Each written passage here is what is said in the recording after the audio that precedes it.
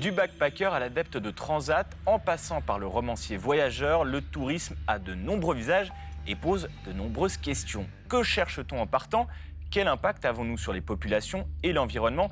Y a-t-il des bonnes et des mauvaises façons de voyager?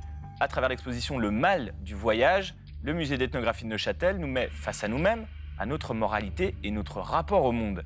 Avant d'en discuter avec mes invités, je vous propose cette petite séquence souvenir de notre visite touristico-journalistique au Maine, une séquence réalisée par Emmanuel Tagnard. Embarquement immédiat. Faut-il se perdre pour se trouver? C'est une des questions que pose la foisonnante exposition Le mal du voyage. Le mal du voyage, c'est le mal du pays qui donne toujours envie de partir ailleurs. Dans cet avion, en fait, il y a comme une espèce de rêve d'aller vers un temps paradisiaque qui serait les vacances. Donc on a mis Saint-Pierre avec les clés du paradis au bout. Et la notion de paradis, la rhétorique du paradis, fait partie du discours de l'industrie touristique. Bon, 1,2 milliard de touristes annuels, enfin en plus d'1 milliard. Une industrie économique qui ne cesse de croître, ça ne peut qu'interroger des ethnologues et des sociologues, parce que oui, on doit se poser des questions sur qu'est-ce qui nous pousse à voyager pour le plaisir, pour l'agrément, et qu'est-ce qu'on fait de ces voyages. Une invitation à entrer dans l'imaginaire des voyages, comme ici avec le trip chamanique et sa dimension psychédélique. C'est aussi une réflexion sur les conséquences du tourisme en termes de pollution ou de transgression avec le voyage festif, celui où l'on part pour s'éclater loin de chez soi. Des regards photographiques donnent à voir les effets du tourisme sexuel aux Philippines. Il le montre d'une manière extrêmement simple et très touchante. Ces questions autour des conséquences liées au tourisme dit de transgression ou de relations avec des étrangers. Il n'y a pas que forcément des cas de prostitution.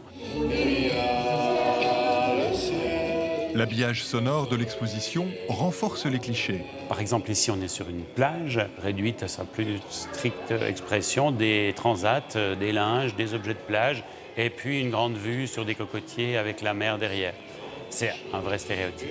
Le voyage paradisiaque peut à tout moment se transformer en enfer avec la globalisation des menaces. C'est un lieu aussi de drame. Et c'est ce qu'on a évoqué, notamment en particulier avec ces longues vues. Alors on peut voir des migrants qui s'échouent sur une de ces plages. On a le tsunami aussi, on a les marées noires, enfin tout le malheur, le drame qui peut survenir sur ces lieux, une vision un peu paradisiaque aussi de la chose, ce qui est évidemment loin d'être souvent toujours le cas. L'appétit du voyage est aussi symbolisé par ce présentoir à sushi.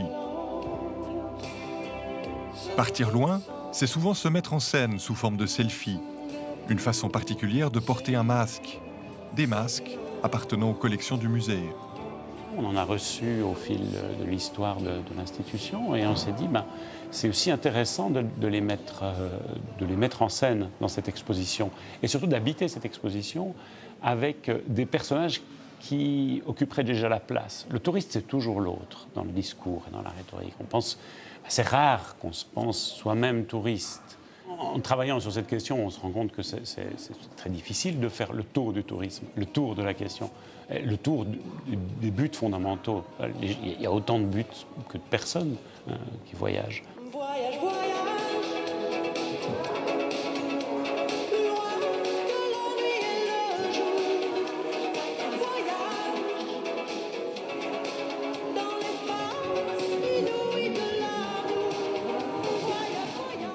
Gaël Métro, bonjour. Bonjour. Vous êtes réalisateur baroudeur, vous avez produit plusieurs films, dont L'Afrique de Rimbaud, No Man's Land sur les traces de Nicolas Bouvier. En fait, vous voyagez pour vous questionner sur les voyageurs, en fait. Oui, et pour travailler, effectivement, non, c'est pas du tourisme, c'est... Mais le voyage, c'est même le sujet même de mes voyages. Oui, c'est ça. Dans No Man's Land, c'était ça, c'était... À quoi ressemble mon voyage, comment je me sens en voyageant. Après, d'autres films comme Sadou, par exemple, pendant 18 mois, c'était de suivre un ermite Et là, vraiment, je suivais la même personne pendant 18 mois en Inde et au Népal. Est-ce que vous avez répondu à la question pourquoi est-ce qu'on veut tous voyager, quasiment tous? Pourquoi est-ce qu'on voyageait? Ou c'est une question infiniment trop grande? Je sais pas. J'ai de la peine à répondre. La notion de voyage, on l'a vu dans le sujet, est tellement vaste. Il y a le voyage tourisme. Aujourd'hui, j'ai voyagé pour venir jusqu'ici. J'ai pris un billet de train. Vous avez fait le voyage depuis Sion. Oui. Donc vous êtes en tourisme à Mais Genève. c'est ce qu'on me dit sur mon billet. Bon voyage. Mais c'est vrai, c'est un voyage aussi, le tourisme aussi. Et j'arrive pas à faire une cartographie comme ça des voyages et des qualités. Moi, c'est pas les vacances en fait. C'est l'inverse que d'être vacances. C'est la présence aux choses. Ce qui m'intéresse, c'est qu'en voyage, il y a un moment où j'arrive à m'enraciner parce que en fait, c'est beaucoup plus facile. J'ai pas de téléphone, j'ai pas d'agenda. C'est beaucoup plus simple pour moi d'être disponible à la vie et à ce qui m'entoure. Est-ce que Gaël Métro, si je vous dis que vous êtes un touriste, vous le prenez mal, vous le prenez bien, est-ce que c'est péjoratif pour vous, par exemple? Oui, non, mais je me sens pas du tout inclus dans le tourisme. Non, pas du tout. Alors, j'ai pas du tout ce sentiment-là. En plus, c'est vrai que je voyage pour travailler aussi, pour ramener des images, pour en faire des films. Mais je peux faire du tourisme, alors, par contre. Et ça m'est arrivé de manière très, très gaie. Hein. D'ailleurs, j'étais dans un car avec des retraités d'ailleurs, parce que c'était pas du tout cher, et on m'a fait visiter toute l'Anatolie pour 3 sous, et puis tout le monde dit wow, regardez, c'est incroyable. Et puis j'ai fait un voyage d'ailleurs ethnologique magnifique. Bravo. En Avec des retraités. Les voyageurs suisses, oui, ils sont arrivés, et la première chose qu'ils ont vue, ils ont dit oh, regardez, il y a la Migros. Mais oui, parce que la Migros, c'était C'est une curiosité culturelle aussi, comme mais une. elle existait c'est une alliance qui était faite entre la Turquie et la Suisse à l'époque, et c'est plus la même Migros qu'ici, mais il existe encore des grandes Migros, puis ça étonne, et moi le premier d'ailleurs. Et à côté, vous avez peut-être le roi du voyage ou le roi des touristes, Roland Tolmatchov. Qu'est-ce que vous préférez? Roi des voyages ou roi du tourisme? Ni l'un ni l'autre. D'accord. Comment on vous appelle alors? Écrivain voyageur, ça vous va? Libraire? Non, écrivain, j'ai écrit, mais des guides, oui, ou 2, 3 choses. Mais moi, je dirais un déplacé dans le monde. C'est lui qui veut, au lieu de manger des pop-corn, il mange des cartes géographiques, si vous voulez. Ça a quel goût, la carte géographique? Oui, non, c'est celle qui me tarabuste. Roland Alors, Tolmatchov, vous, on est très content de vous avoir. Vous avez bon, 90 ans le mois prochain. Vous m'avez permis de dire votre âge. Vous avez fait tous les pays du monde. Fait, c'est pas le Non. bon mot, mais vous avez parcouru. faire, c'est un mot C'est un mot qui est pas abominable. beau. Ouais. Vous avez parcouru. On fait une purée, mais on fait mais on fait pas un pays. Non, on ne fait pas un pays. On traverse, il y a le préalable, c'est pourquoi on veut aller. Ouais. Et Et comme- pourquoi vous avez voulu aller dans tous les pays du monde sauf 3 si Non, je je n'ai dis pas de voulu aller au début dans tous. Ouais. J'ai voulu comprendre pourquoi c'était écrit Tananari ou bien c'était écrit Nauru, c'est un petit machin au milieu de la Micronésie. bêtises. La curiosité. Non, c'est pour tempérer ce qui bout en nous. On a déjà travaillé par le fait qu'on nous a mis au monde sans nous demander la permission. On rôde là, on ne sait pas. Et tout à coup, on vous engueule dans les collèges. Dans les écoles. Moi, j'ai fait 13 écoles en arrivant d'Ukraine ici. Alors, tout ça, ça porte aussi à savoir pourquoi il y a tous ces points sur des cartes géographiques. C'est ça qui m'a poussé à partir. Mais le tourisme, c'est un peu à cause de vous, hein, Roland Touriste, Tolmatchov. c'est aussi un... Mais c'est un peu à cause de vous. Vous avez participé au premier guide du routard, aussi, Alors- si je ne dis pas de bêtises. Donc vous avez créé tout ça. Non, vous avez mais- nourri l'imaginaire Non, des gens. Ça, c'est peut-être des crimes qu'il faut un jour nous reprocher. Routard, ou Lonely Planet, etc. Il se trouvait dans le New Jersey, il y a un nommé Norman Ford qui avait écrit quelque chose qui s'appelle How to Travel Without Being Rich. Donc, comment voyager sans être riche. Ouais. Et il m'a dit, tu fais ce que tu veux avec. Et moi, j'ai commencé quelque chose en même temps qu'une amie à Paris créait la librairie Ulysse des voyages. C'est elle d'ailleurs qui a dit que le tourisme a créé une industrie qui a tué son propre objet. Ça, c'est très fort. Elle l'a dit aussi sur des plateaux en France, parce que ça s'appelle Catherine Domain. Bref, alors à ce moment-là, sont arrivés 2 gaillards qui s'appellent Duval et Clohagen, qui ont su qu'ils se Faire tramaient ce guide, quelque le fameux chose. guide du routard, Alors, ouais. ils avaient l'Amérique du Sud et l'Asie, mais rien de l'Afrique, rien de l'Amérique du Nord. Ils ne savaient rien de l'Europe. Et moi, j'avais tout ça. Alors, je leur ai fait cadeau. C'est pour ça que dans le premier routard, j'y suis. Je vous présente aussi Yann Laville. Vous êtes co-directeur du musée d'ethnographie de Neuchâtel avec Grégoire Maillard qu'on a vu dans le sujet. finalement, vous questionnez plus le tourisme que le voyage. C'est quoi la différence entre les deux? Et puis, comment on en est venu au tourisme? Alors en fait, on questionne effectivement cette hiérarchie entre le voyageur qui est paré de toutes les vertus, un aventurier, un scientifique, un poète qui arpente le monde et qui est encensé pour ça. Et puis effectivement ce voyageur prolétaire qu'on appelle le touriste, qui est apparu, je dirais, dans l'espace public, surtout avec la massification des congés payés, et qui lui est voué aux gémonies. Donc effectivement, il fait tout de travers, malgré lui. Il voyage de manière superficielle, il comprend rien aux gens qu'il rencontre, il saccage les économies, et en fait, il impose un point de vue occidental au reste du monde. Et effectivement, ces jeux de pouvoir, ces jeux de positionnement sont extrêmement intéressants à questionner pour des ethnologues, puisque quand on se penche sur l'histoire de certains voyageurs, qu'on pense à Stendhal qui revendiquait lui-même être un touriste, ou Baudelaire, effectivement, les différences fondamentales entre ces différents types de voyages ne sont pas toujours criantes. Avant, le voyageur, finalement, c'était un risque de voyager. Le voyage d'agrément, le congé, c'est assez récent. Avant, c'était dangereux de voyager. On peut dire que l'homme est un animal migrateur. Donc, tout ce que nous apprend l'histoire, c'est que les groupes humains se sont baladés à la surface de la planète depuis toujours pour chercher de la nourriture, des matières premières, du soleil. Mais effectivement, ce qui change beaucoup à partir du XVIIIe, c'est qu'en fait, on le fait pour des raisons d'agrément. Et ça se démocratise au XXe. Et c'est très fortement associé à une notion de plaisir. Et peut-être qu'il y a un vieux fond judéo-chrétien qui, effectivement, se méfie de cette notion de plaisir et du fait que trop de monde ait trop de plaisir, ce qui peut-être aboutit aussi à une des raisons pour lesquelles ce touriste est stigmatisé à l'heure actuelle. Et Yann Laville, l'ethnologue, n'est-il pas le premier des touristes? Est-ce que vous critiquez aussi parfois C'est presque une mise en abîme, votre exposition, parce que vous mettez des objets de la collection, ça peut être des masques africains, des poignards russes, que sais-je, dans l'exposition, en disant, voilà, ces objets, comment on les a eus, quelle vision on en a Vous savez, Claude Lévi-Strauss disait « Je vais aller voyager les explorateurs ». Donc, en fait, les ethnologues se sont rangés du côté des grands voyageurs contre les touristes. Et effectivement, donc, ces questions, il faut les reposer, puisque, en fait, beaucoup de gens ont suivi leurs traces. Donc, il y a des exemples très célèbres. Une ethnologue française qui s'appelle Anne Doquet, qui a montré, par exemple, comment Marcel Griaule, qui avait fait l'ethnologie des Dogons au Mali, a été, en fait, finalement, la première tête de pont qui a amené plein de gens à suivre ses traces. Et aujourd'hui, donc, il y a des gens qui vous font encore la visite des Dogons, comme en 1930, avec le livre de Griaule comme manuel de terrain. Et on peut citer aussi l'expo de Jean Gabu, une expo qui est au musée d'ethnographie de Neuchâtel, sur les Esquimaux caribous en 1938-1939. Là, on se dit aussi, le tourisme a un peu tué l'ethnographie, l'ethnologie, parce qu'on pourrait maintenant prendre un billet pour aller voir ces Esquimaux, avant on allait au musée d'ethnographie de Neuchâtel, parce qu'on découvrait le monde. Là, on a un peu tué votre métier. Où il a évolué? Oui et non. Donc, en fait, on n'est plus des explorateurs, mais en fait, on essaie de montrer des logiques de rencontre. Et effectivement, je pense que dans l'exposition, en fait, c'est un des sujets qui nous tient vraiment à cœur, c'est de montrer qu'effectivement, on ne va plus jamais voir les Esquimaux comme Jean Gabu les a vus en 1938-1939, mais qu'il se passe des choses. Il y a des visiteurs, il y a des croisières qui sont organisées dans le Grand Nord actuellement, c'est très à la mode. Ouais. Et qu'effectivement, cette percée de gens du Sud, cet apport de capitaux, force aussi les communautés de l'Arctique à repenser leur identité. Qu'est-ce qu'elles sont ? Qu'est-ce qu'elles veulent? Qu'est-ce qu'elles vont faire avec cet argent? Qu'est-ce qu'elles veulent céder de leur tradition? Qu'est-ce qu'elles veulent conserver? Et on est vraiment toujours dans des jeux de définition. Enfin, pour se définir soi-même, il faut un autre. Et on est en plein dans ces jeux d'invention de l'identité qui sont constamment déplacés et qui sont constamment passionnants à étudier pour un ethnologue. Je vous propose de regarder une petite séquence. C'est Ella Maillard en 1990. Voilà ce qu'elle dit. Et après, on en discute. Quand vous arrivez pour la première fois dans un village, vous êtes le premier pollueur.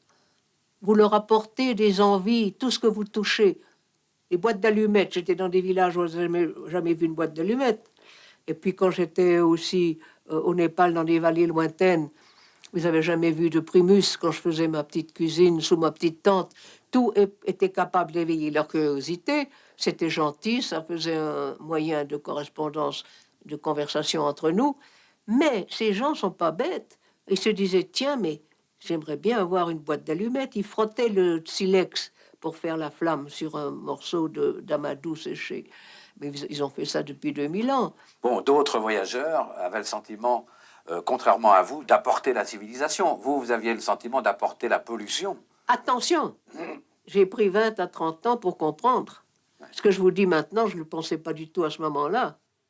Roland Tolmatchov, Oui. vous l'avez bien connu, Ella Maillard, c'était Ah même, oui. je crois, une de vos témoins de mariage avec Nicolas Bouvier. Oui, Nicolas Bouvier était le témoin de ma femme et Ella, le mien. Et qu'est-ce que vous pensez de ce qu'elle dit finalement, qu'on on dénature ce qu'on touche, ce qu'on visite Elle a tout à fait raison, mais si vous parlez d'elle comme une aventurière, elle vous fusille des yeux, parce qu'elle a des yeux bleus qui sont comme des mitrailleuses. Il ne faut pas oublier, hein, elle déteste la futilité. Et moi, je suis parfois futile. Donc parfois, on avait des petits heurts. Et vous avez critiqué vos voyages en disant peut-être que j'aurais pas dû faire ce voyage, j'aurais pas dû le faire comme ça. Non, parce que, comme je vous dis, voyage, tourisme, c'est des mots qui sont arrivés sur le tard pour moi. Moi, je voulais voir. Pourquoi il y a, comme j'ai dit, Nauru ou bien Griaule, par exemple. J'ai lu Marcel Griaule, j'ai voulu aller chez les Dogons, Ben voilà. à la grande mosquée de là-bas, oui, à Bandiagara. Parce que Les mosquées en terre, les superbes mosquées en terre du Mali, ouais. Oui. Et puis aussi pour le reste du monde. J'ai hésité, par exemple, pendant des années d'aller, ce que j'appelais un peu des poubelles touristiques, Hawaï et Baléares, que j'appelais les balayures. Eh bien, j'ai tort, c'est des endroits très intéressants, l'un et l'autre. J'ai tardé, donc moi, je suis aux antipodes de tout ce que dit notre ami de Neuchâtel, parce qu'il est dans quelque chose... Donc non, mais en fait, antipode joyeuse. Fort heureusement. J'ai pas du tout d'idée assassine. Yann Laville, droit de réponse. Vous pensez aussi, comme Ella Maillard, dans l'expo, c'est présent. C'est-à-dire que on le change, rien que le fait de voyager, d'aller dans des communautés ou d'aller dans un endroit. Par exemple, les quartiers de Barcelone qui changent avec le tourisme, on change, on modifie. Et c'est pas un mal, c'est un mal ou c'est... Alors effectivement, c'est une perception de la vie. Donc si on a une approche dynamique, effectivement, on voit des choses se construire. Puis si on a une approche un peu réactionnaire, on voit des choses disparaître. Et en fait, c'est une approche qui est forcément très décevante, avec des mondes qui finissent, il y a des traditions qui disparaissent, et on s'interdit de voir ce qui est nouveau, ce qui n'est pas forcément beau, mais enfin ce qui amène en fait du sel à la vie de tous les jours. Gaël Métro, une petite réflexion là-dessus, sur une petite critique du voyage ou de vos voyages?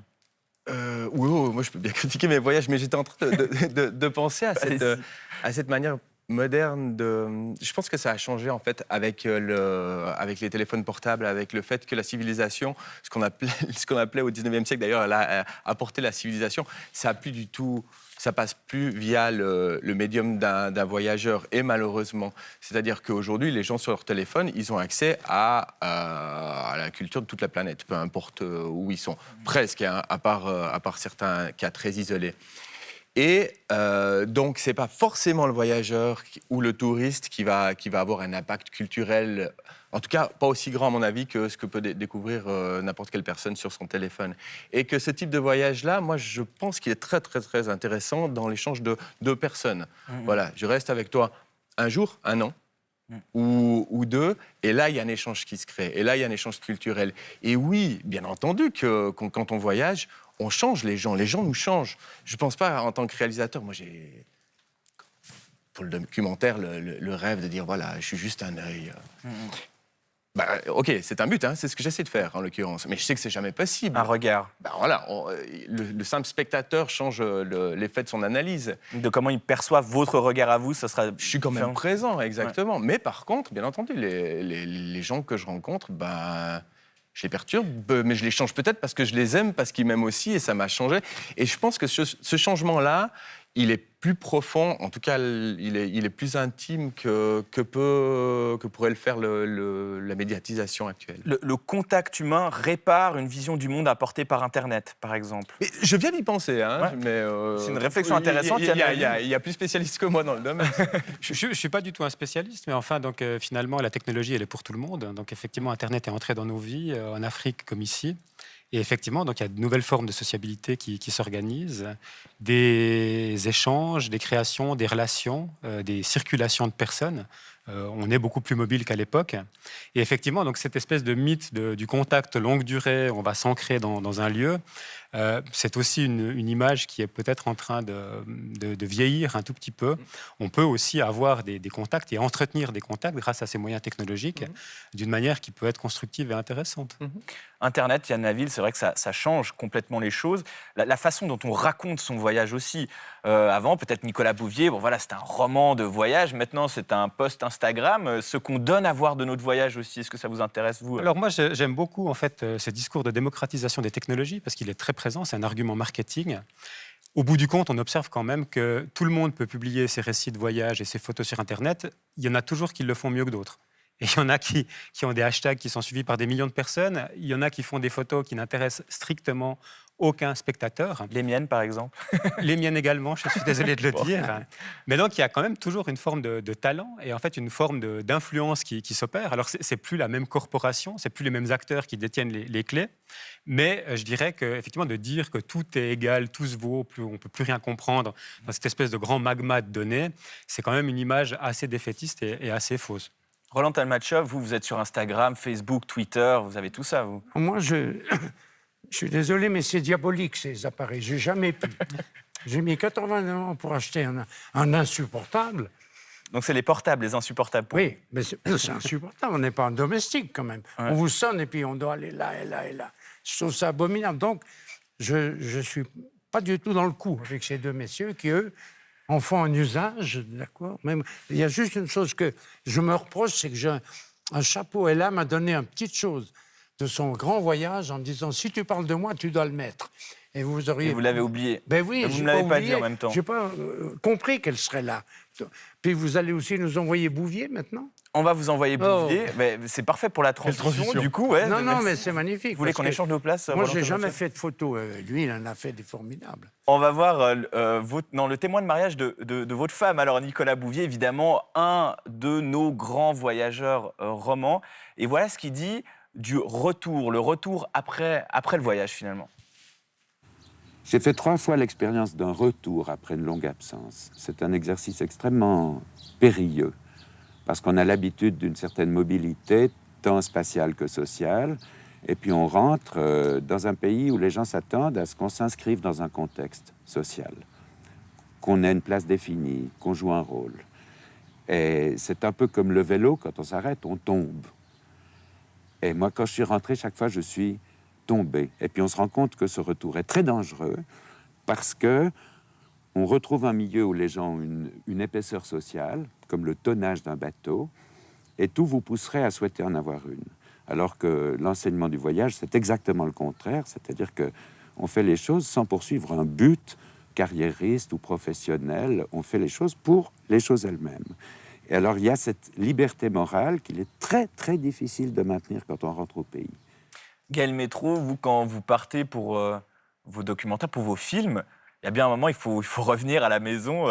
Ce vertige du retour après le voyage, comment vous le vivez? Je sens complètement ce qu'il est en train de dire, oui. Ouais. L'avantage, c'est que lorsque je reviens avec 100, 200 heures d'images. Et que là, en fait, c'est comme si je suis allé faire les courses dans mon caddie, puis je ne sais pas ce que je voulais cuisiner, j'ai mis tout ce qu'il y avait. Et arrive le deuxième temps de mon travail, qui est celui de la cuisine, donc de faire du montage, de trouver une manière de raconter une histoire. Et ça fait perdurer le voyage, notamment. Ça me permet d'atterrir avec aussi avec une jolie transition qui fait que je m'y fais. Mais non, c'est un deuxième temps qui est facile grâce à mon travail. Ça vous fait revivre votre voyage et vous le refabriquez, votre voyage, quelque part? Oui. Vous le racontez? Oui, tout à fait. Mais en dehors de ça, je pense vraiment que c'est important de pouvoir se poser. Au bout d'un moment, le voyage peut tourner au fil des années à la fuite. Le retour, Yann Laville, la parenthèse du voyage, on le voit aussi dans votre exposition, on se permet des choses en voyage, on est différent, on est quelqu'un d'autre, on se permet des transgressions parfois dans un voyage, et à un moment il faut revenir, on est quelqu'un d'autre en voyage. On est quelqu'un d'autre, on expérimente des choses, mais effectivement, donc, l'exposition finit un peu sur une boutade, c'est-à-dire qu'en fait, dans le monde dans lequel on vit aujourd'hui, cette espèce de transition, de retour à la normale est peut-être aussi beaucoup moins fort qu'il n'a pu l'être dans le passé. On maintient des liens, on maintient des contacts. Finalement, on est dans une société qui s'est longtemps pensée comme sédentaire, et peut-être qu'en fait, elle n'a jamais été autant que ça. Et donc, effectivement, alors, bien sûr, il y a des voyages différents selon qu'on est réalisateur ou qu'on est un simple touriste, mais qu'effectivement, les gens se perçoivent peut-être aussi de plus en plus comme des nomades en deux départs ou des sédentaires entre deux départs. Donc, effectivement, il y a quand même, je dirais, un rapport au monde, une perception du monde qui est en train d'évoluer ces dernières années. Roland Tolmatchev, vous qui n'avez pas fait tous les pays, mais parcouru quasiment tous les pays, Oui. le retour aussi, comme votre ami Bouvier. Le retour, c'est le trou noir pendant quelque temps. On est vraiment... Mais même pour un déplacement parfois très court, c'est une sorte de jet lag psychologique, oui, quand on revient dans les avions, mais il y a aussi le retour même à pied. Et ça, je suis avec tous les deux, mais sans les mots nécessaires. Parce qu'ils ont les machines, tout ça. Ce voyage, il vous a accompagné, vous l'avez transformé en littérature, oui. en guide. Donc il a vécu avec vous encore de nombreuses années après que vous soyez rentré chez vous. Il est resté là, il est tout à fait en moi. Mais par exemple, Nicolas, j'ai dû lui raconter des choses qu'il n'avait pas vues. Pourquoi ? Parce qu'il les photographiait. Et ça, il ne peut plus en témoigner, mais au Khyber Pass, tu as vu là, pour aller dans le Kyrgyzstan. Non, parce qu'ils faisaient des photos. Et moi, je trouve qu'on ne peut pas... Vous lui racontiez le voyage qu'il photographiait. Je lui ai raconté des paysages qu'il n'a pas vus parce qu'il les a emmagasinés. Gaël Métro. Alors là, si je peux intervenir, parce que c'est pas pour défendre Nicolas. Oui. Mais moi, si je pars sans ma caméra ou un appareil photo, t'es mort. J'ai l'œil qui est beaucoup moins. Mais en fait, l'objectif affûte mon œil. Et si je filme pendant 3-4 jours non-stop, le monde est tellement plus beau. Je dis, hey, c'est drôle, cette lumière ici et tout. Et c'est vrai que pour moi, le monde est beaucoup plus beau quand je filme et après, parce que je m'aperçois que mon regard est vraiment affûté. Alors après, c'est vrai que peut-être on ne voit pas en dehors de l'objectif. Oui, mais c'est parce que tu es dans l'âme. C'est-à-dire, par exemple, ni Douaneau ni Capa m'ont dit ça. Ils auraient pu, avant de partir, tu vois. Ni les autres, ces grands photographes. J'aime la photographie une fois qu'elle est là, livrée à la maison. Mais je ne veux pas savoir comment... Moi, j'aime beaucoup quand même cette idée qu'en fait, on invente le monde en même temps qu'on le regarde à travers un objectif. Voilà. On est obligé de cadrer, de choisir finalement ce qu'on regarde. C'est là qu'on finit en ethnologie à Neuchâtel. C'est très possible. Ou voilà. On finit par écrire un guide de voyage et vous orienter des millions de touristes sur Gaël ses Métro propres traces. et Roland Tolmatchev comme assistant au musée d'ethnographie de Neuchâtel. Exactement. On engage. Au nom de Gabu, que j'ai admiré, ses premiers livres. Roland Tolmatchev, encore un voyage, 2-3 petits voyages Non, c'est-à-dire qu'il y avait 3 pays où je n'avais pas été. L'un, j'ai eu réussi. Mais attention, c'est pas faire, c'est savoir, comme pour tout le reste, commencer. Et l'Albanie, qui était fermée des années, on ne pouvait pas aller en Albanie. Elle était plus communiste que le communisme. Elle était crainte. Les seuls endroits où il y avait des relations, c'est la Chine et Moscou. J'ai été chercher des visas là-bas, on me les a refusés. Partout. On refera une autre émission avec les histoires de Roland Tolmatchev. Je pense qu'il nous faudrait des anecdotes. toute une saison. Yann Laville, peut-être, pour clore cette émission, l'exposition Le Mal du voyage au musée d'ethnographie de Neuchâtel, c'est jusqu'à quand ? C'est jusqu'au 31 octobre. Gaël Métro, prochain documentaire, prochain film, c'est quoi ? Celui qui est tout frais, ça s'appelle Noces maliennes. C'est justement au Mali, les mariages entre les musulmans et les chrétiens dans quelques familles, où on regarde l'évolution géopolitique à travers vraiment à travers le trou de la serrure en fait de ces couples. Roland Tolmatchev. Mon prochain documentaire, il s'appelle Nada, Nixt, Nichevo. Merci. Rien, voilà. Merci à vous 3 d'avoir participé à cette émission, en tout cas. Si vous souhaitez nous poser des questions ou nous écrire, vous pouvez le faire à notre adresse mail, fautpascroire@rts.ch, ou nous écrire tout simplement sur notre page Facebook.